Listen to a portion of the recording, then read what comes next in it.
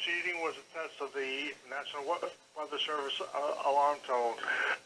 During potentially dangerous weather situations, specially equipped receivers are automatically activated to warn of the impending hazard. Tests of these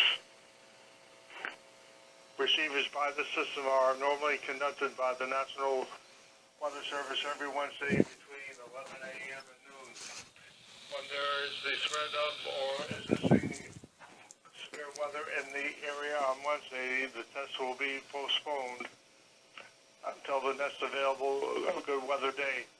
The warning alarm transmitted over National Weather Service radio stations will be activated for watches and or warnings affecting all counties in north central and northeast Illinois, as well as counties in northwest Indiana.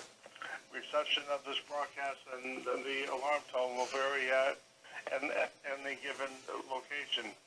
The variability, normally more noticeable as the distance from a given transmitter, will occur even though you are using a good quality receiver in perfect working order.